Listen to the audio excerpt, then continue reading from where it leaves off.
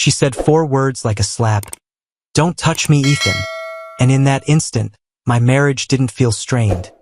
It felt sealed off, like a room I no longer had a key to. I'm Ethan Brooks, 42, architect, Philadelphia.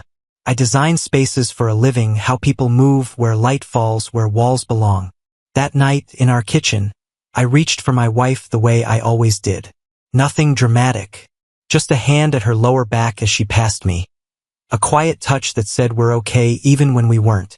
She stopped like I'd burned her. Her shoulders tightened. Her face didn't turn all the way toward me, like even my eyes were something she didn't want on her.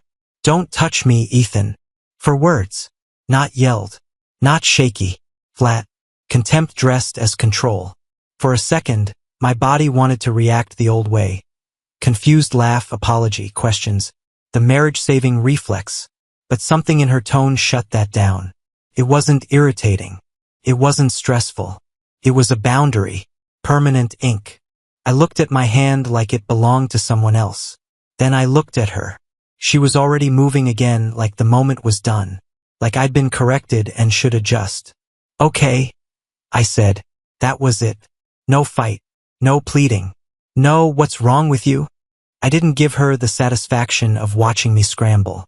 I walked past the living room where our future sat in neat little stacks.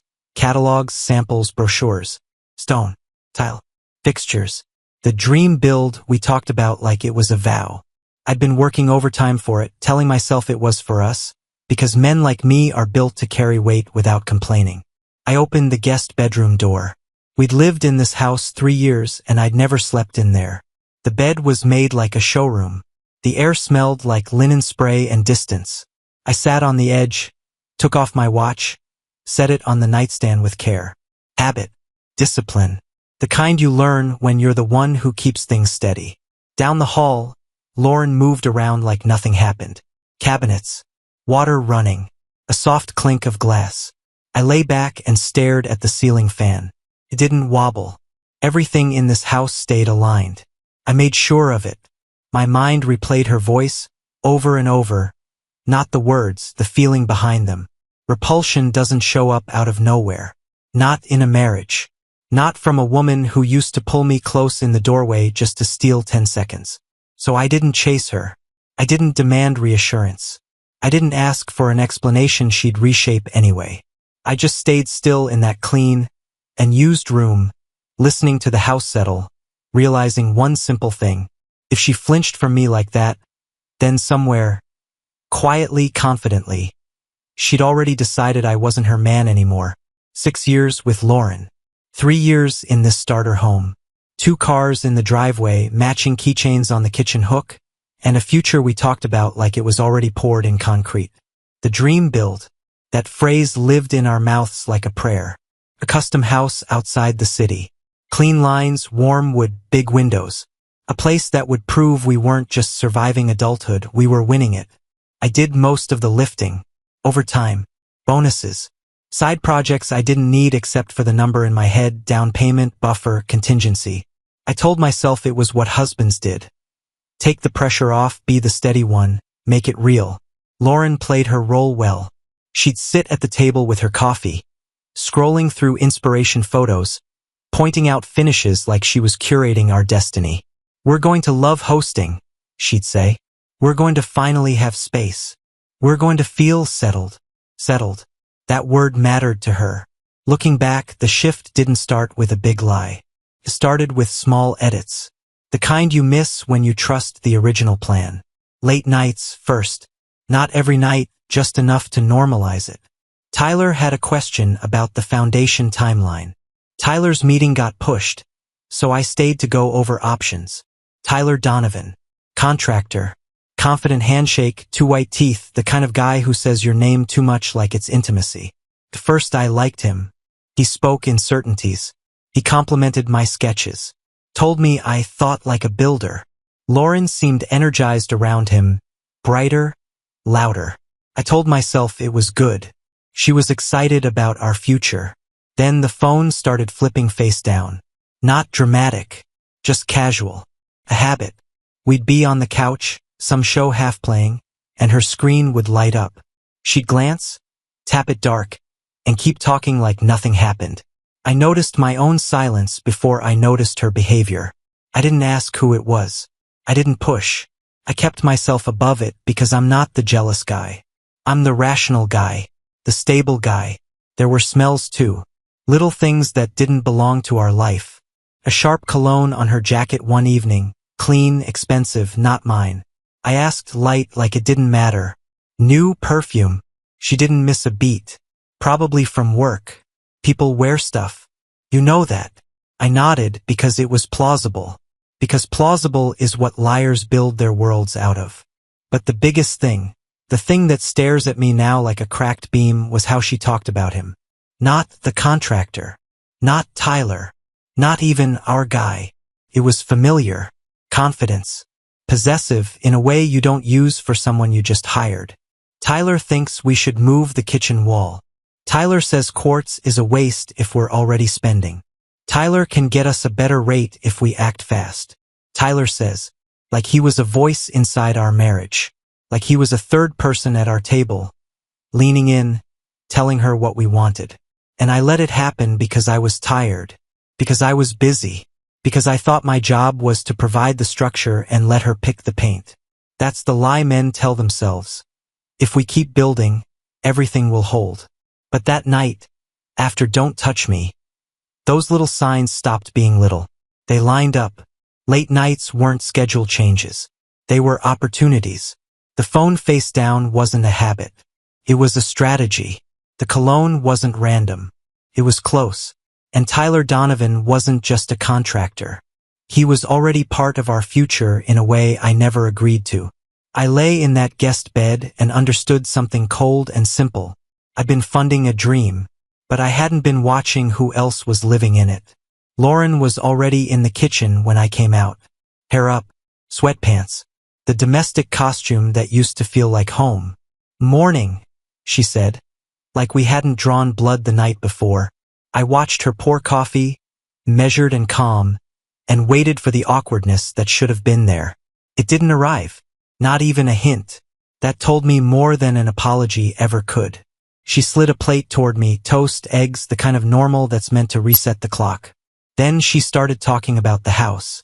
I was thinking we should upgrade the windows in the great room, she said casually, like it was a grocery decision. Tyler says we'll regret it if we don't. There it was. Tyler, first thing in the morning, like he lived here too. I took a bite, chewed slowly, gave her nothing. She kept going, warming up. And the kitchen, Tyler says if we're doing an open concept, we should widen that entryway. It's not even that much extra. Not that much extra. That phrase always comes from someone who isn't carrying the total. I nodded once. Neutral. Sure, I said. If it makes sense. Her shoulders loosened. I saw it, relief spilling out of her in a way she didn't realize she was showing. She wanted me to agree. Predictable. A man who signs and pays and asks nothing. Because if I stayed with that guy, she didn't have to manage the risk. She could keep the story clean. So you're okay with the upgrades? She asked, eyes on me but not fully, like she was watching for the wrong reaction. Yeah, I said. We can look at the numbers. A small smile, quick exhale, like I'd passed a test. That's when I understood the real dynamic. She wasn't excited about marble or resale value. She was relieved I was still playing my part. Steady husband, quiet provider, reliable ATM with a heartbeat. And the second I confronted her, she'd shift. Tears, anger, denial, whatever tool fit the moment. She'd reshape the night before into Ethan was being cold. Or Ethan's been distant. Or I'm under so much stress. She'd make me the reason. I'd seen it happen in other people's lives. Guys at work, friends of friends, men who walked into arguments like they were walking into court without a lawyer. They thought the truth was enough. It isn't. Truth is just a thing, you know. Proof is what wins. So I stayed calm. I kept my voice even. I asked a couple shallow questions about timelines and permits, like I was just the architect husband doing due diligence. Lauren's posture stayed soft, her tone light. She joked once, touched my shoulder briefly as she passed behind me. The touch meant nothing. Not affection. Not intimacy. It was reassurance, her way of checking the leash. I let her. Then I watched her walk out of the kitchen with her phone in her hand. Screen tilted away from me like it was a secret she had every right to keep. And I made the decision right there with my coffee cooling on the counter. I wasn't going to accuse her yet. I wasn't going to blow up and hand her a script. I was going to observe, confirm, plan. Because if she turned my marriage into a project, then fine. I billed for a living, and I'd started drafting something new. For the next 2 weeks, I became careful. Not paranoid, not frantic, just deliberate. I left for work on time like always, button down, travel mug, keys in the same spot. I kissed Lauren on the cheek when she offered it, because she liked the performance of normal. Then I adjusted the rest. Some mornings I drove to the office, looped the block, and parked a few streets over. Other days I forgot a folder and came back 10 minutes after I'd left. I kept it clean. No drama, no confrontation, no accusations that could bounce back at me. The house sounded different when you weren't part of the conversation. Lauren's voice on the phone wasn't the same one she used with me. It had a softness to it, confident edge, like she was speaking to someone who already understood her. Once, from the hallway, I heard her laugh, quiet and low. "Yeah," she said. "I know. He'll do it." A pause. Then, "Just be patient." I stood there with my hand on the doorframe, still as a beam. She didn't sound guilty. She sounded organized. Another day, I came home early and she was in the laundry room, phone pressed to her ear, back turned. When she heard the front door, she ended the call too fast, like closing a tab. "Hey," she said, too bright. "You're home." "Meeting got canceled," I replied. Her eyes flicked to my hands, like she was checking if I was carrying suspicion. Then there were the routines. A shower at odd times.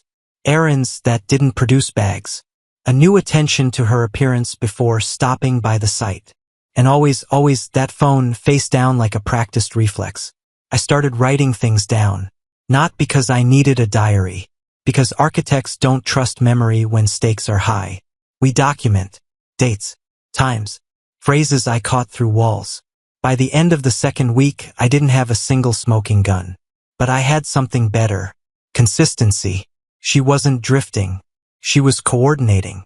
And the more I listened, the clearer it got. In her head, I wasn't her husband anymore. I was the obstacle between her and whatever she'd already decided was next. It happened on a Wednesday, the kind of midweek nothing where life is supposed to be boring. Lauren was in a rush, late for a quick stop at the site. She moved through the house fast. Keys, boots, coat, talking at me over her shoulder like I was furniture. "Can you send Tyler the updated budget spreadsheet later?" she asked. "Sure," I said without looking up. She kissed the air near my cheek and left. A minute later the house went quiet, and I heard the soft click that told me she'd forgotten something. Usually it was her sunglasses, sometimes her travel mug. This time it was her laptop. It sat open on the dining table, screen still lit, like it was waiting for me. The cursor blinked in a message window. A preview notification slid into the corner. "Tyler Donovan. Friday is perfect. He won't suspect." My body went cold at first, then hot, like my system was trying to choose between shutting down and tearing something apart. I stood there longer than I should have, fighting the version of myself that still wanted to be decent. The version that believed privacy meant trust. Then I remembered her voice. "Don't touch me." And I touched the trackpad. The thread opened. No flirting. No messy guilt. No "I miss you" garbage. Just planning. They talked about upgrades the way predators talk about closing distance. Push this. Add that. Frame it as smart investment.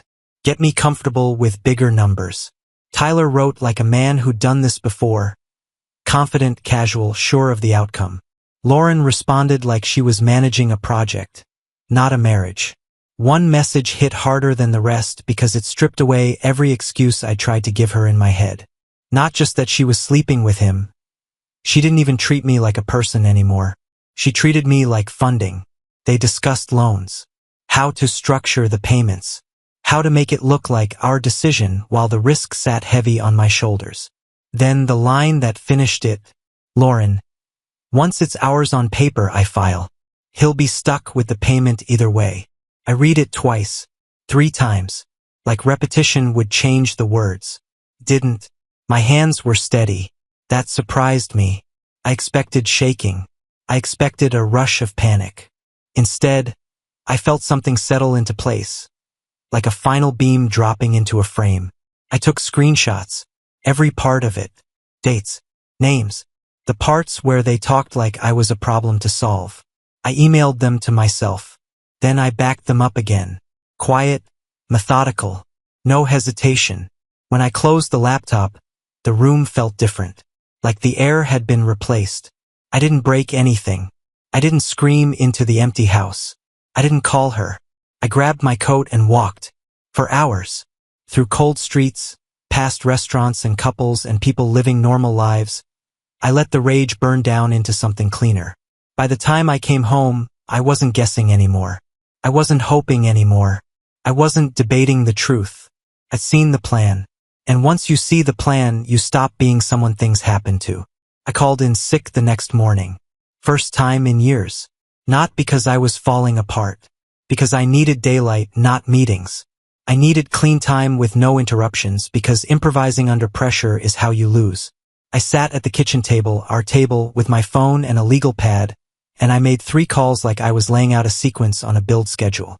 First, Marcus Reed. My financial advisor picked up on the second ring. He'd known me long enough to hear when my voice wasn't normal.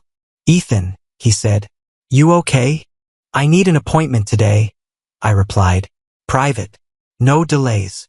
A pause. I can do 11. Good. Second call. Catherine Winters. Top divorce attorney in the city. The kind of woman who doesn't sell comfort. She sells outcomes. I'd heard her name through colleagues, the way men pass around the names of surgeons and pit bulls. Her assistant tried to push me out for a week. I'm not calling to chat, I said. Tell her I'm calling before things move. 5 minutes later, Catherine came on the line herself. Do you have evidence? She asked. Yes. Then come in at 2. Bring everything. And don't confront your wife. I wasn't planning to. Good, she said. Like that was the only answer she respected. Third call, a lease office. Temporary apartment. 1 bedroom. Month to month. Something clean and separate because men get messy when they try to figure it out in the same house. By 3 o'clock I had keys. No dramatic goodbye. No suitcase dragged down the stairs. Just an exit ready when I decided it was time.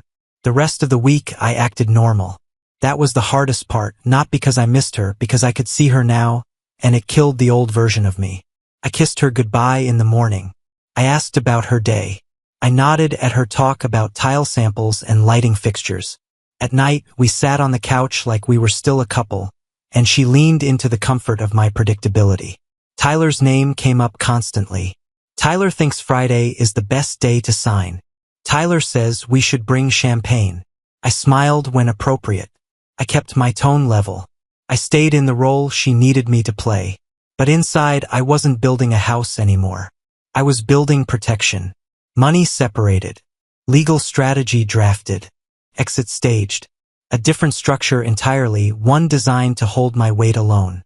Friday came with that fake brightness people put on when they think they've won. Lauren was up early, moving through the bedroom like she had a schedule inside her bones. Hair done. Makeup sharp. Outfit too polished for paperwork. Big day, she said, smiling at the mirror. Tyler's already there. He said he wants everything perfect. Of course he did. She leaned in to kiss me, and I gave her the same version of me I'd been giving all week. Calm, steady, unbothered. Go ahead, I told her. I'll meet you there. Relief crossed her face so fast she probably thought I didn't see it. She grabbed her purse, her phone, and left like she was stepping into her new life. The moment her car turned the corner, I moved. No anger, no shaking hands, just execution. I loaded 2 bags into my trunk. Already packed, already staged. A few essentials. Clothes, documents, The things that mattered and the things that couldn't be replaced. Then I drove to the apartment, dropped everything inside, and locked the door. After that, I went somewhere neutral, a coffee shop near Center City where nobody knew me. I sat by the window with a black coffee and watched strangers live their normal mornings. I didn't check my phone for a while. I let the clock do what it does best. 10:07, the first call came. Lauren. I didn't answer. 10:12, another. At 10:16, a text. Where are you? They're ready. At 10:21, the tone shifted. Ethan, answer me. I took a slow sip of coffee. Let the heat settle my chest. At 10:33, Tyler called. That one made me smile, small, humorless. By 10:40, Lauren's texts were no longer pretending. This isn't funny. They're waiting. Pick up. Now. I waited until 10:58. Not because I enjoyed it, because timing matters.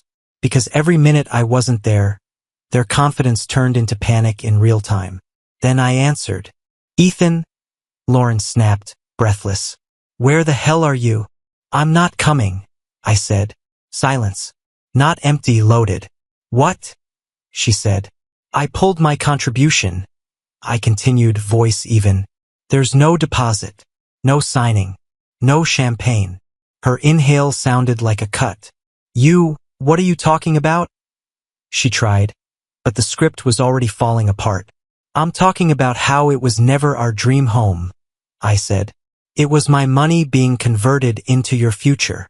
She started talking fast, stacking words like she could rebuild control by volume. This is insane. You're embarrassing me. Tyler's here. Good, I said. He can hear you. Another pause. I pictured Tyler standing there, hands in his pockets, trying to look calm while the ground shifted under him. Lauren's voice dropped, sharper now. You can't do this. We've worked for this. No, I corrected. I worked. You coordinated. Her breathing went uneven. The panic was finally honest. Ethan, please just come. We can talk about this after. I looked out the window at people crossing the street with shopping bags and headphones, like nothing in the world was collapsing. We're not talking, I said. I'm done. Then I hung up. And in that quiet after, I felt it clean and final. The trap didn't close, because I didn't step into it. Tyler didn't call again after Friday. Not once. That told me everything I needed to know about what he was. Contractors like him don't build houses, they build exits. The second the deal died, he evaporated. Lauren didn't evaporate. She multiplied. By Monday, my phone started buzzing with names I hadn't heard in months. Mutual friends, her cousin, one of her coworkers I'd met twice at a holiday party. Hey man, just checking in. Lauren's worried about you. Are you okay? This seems out of character. That's how she framed it. Not as betrayal. Not as consequences. As for me being unstable. I didn't respond. I didn't defend myself in group chats. I didn't write paragraphs trying to win people back. If you argue with a smear, you feed it. You give it oxygen. Instead, I met Catherine Winters in her office again, and we kept things clean. She read the screenshots like she was reading an inspection report. No yelling. No threats. No dramatic texts, she said. You keep your communication minimal and documented. Let her talk. We'll file. So we filed. Catherine went proactive, motions, disclosures, requests that forced timelines. She didn't posture. She cornered me. She treated Lauren's story the way an engineer treats a weak joint. Apply pressure until the truth shows. Lauren's response was predictable. She tried to control the narrative with emotion. She told people I was controlling, that I was obsessed with money, that I'd become cold and suspicious and she felt unsafe. It was a performance, but it was an effective one, because the audience wanted a simple story, and husband snapped is simpler than wife planned to exploit him. There were days the humiliation landed anyway. Not because I doubted myself, because I saw how fast people choose comfort over accuracy. I'd walk into a room and feel the shift. Conversations stopping. Eyes doing math. At work, I kept it professional. I didn't rant. I didn't let it touch my drawings. I showed up, delivered. went home to my temporary apartment with its blank walls and quiet air. The court took its time the way it always does. Depositions, financial statements, questions that felt invasive not because I'd done something wrong, but because everything becomes material when lawyers are involved, work hours, spending texts, calendar entries. Lauren's attorney tried to spin it into a marital misunderstanding. Stress, pressure, a wife overwhelmed, a husband who overreacted. Catherine didn't argue feelings. She argued intent. She introduced the messages, the upgrade strategy, the loan structuring. The line about filing once was hours on paper. You could feel the room change when those words hit. Even people trained to stay neutral have tells. A pause, a glance downward, a pen that stops moving. Lauren tried to explain it away. It wasn't like that, she said at one point, voice trembling on cue. It was just talking, venting. Catherine didn't raise her voice. Venting with a contractor, she said, calm. About manipulating your husband into debt. Lauren blinked, and for the first time she looked small. Not remorseful, just caught. That was the slow knife of divorce. Not one dramatic victory, but a steady stripping away of the story she'd built. Piece by piece, the court didn't care how she felt. Cared about what she did, what she wrote, and what she planned. And somewhere in the middle of it, some random afternoon when I was staring at a stack of documents like they were blueprints for a life I no longer wanted, I realized the truth. I wasn't fighting for a house. I was fighting for the right to never be used like this again. So I stayed quiet. I stayed steady. I let Catherine do what she did best.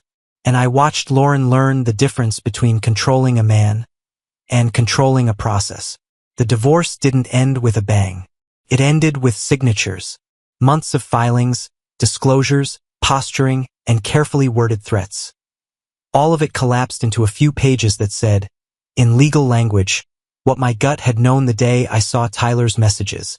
This marriage was over long before I admitted it. Catherine got me what mattered. My retirement stayed mine. The money meant for the dream build stayed protected. No shared debt traps. No creative refinancing. No slow bleed disguised as compromise. Lauren kept the starter house.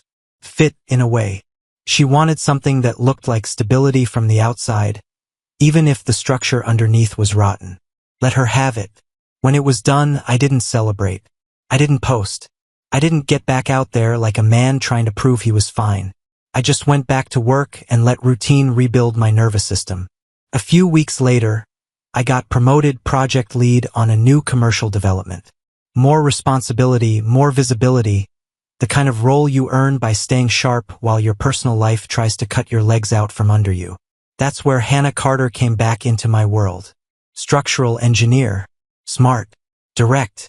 The type who doesn't talk in circles because she doesn't need to. We'd crossed paths years ago on a job downtown. She'd corrected one of my load assumptions without apologizing for it, and I'd respected her immediately. We ended up on the same site again, walking a slab in hard hats, reviewing a steel schedule. She looked at me, really looked, then said, "You seem quieter than you used to be." "Had a loud year," I replied. She didn't ask for details, just nodded like she understood the concept without needing the story.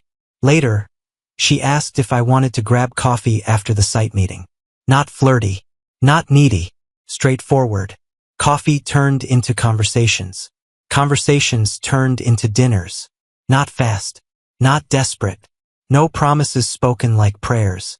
Just two adults moving with intention. Hannah didn't try to fill the empty space Lauren left. She didn't demand access to my pain. She didn't perform empathy like it was currency. She was steady. And after what I'd been through, steadiness felt like luxury. Around that time, I started designing again. Something personal. Not a dream house. Not a monument to a marriage. A smaller place. Sustainable. Clean. Efficient. A home built for one man's peace. Not two people's appearance. I obsessed over foundations more than finishes. Over drainage, load paths, insulation, things you don't see, but feel when they're wrong. I learned to respect the invisible work again. The day the framing went up, I stood on the lot alone for a while. No champagne. No photos. Just quiet wood skeletons against the sky, honest in the way unfinished things are. I walked the outline of the living room, the kitchen, the porch, and I felt something I hadn't felt in a long time. Ownership, not of property, of myself. Hannah came by later that afternoon, boots crunching gravel, hands in her jacket pockets. She didn't gush. She didn't pretend it was magical. She just stood beside me and said, "Good bones." I nodded. That's the point. We looked at the frame for a moment, both of us seeing what it could be. Not because we needed it to prove anything, but because it was real work done clean. In the end, that was the lesson Lauren accidentally taught me. The facade is easy. The foundation is everything. And I'm done building anything with someone who doesn't respect the structure. Subscribe and stay one step ahead of cheaters. And trust me, the next story makes this one look like a fairy tale.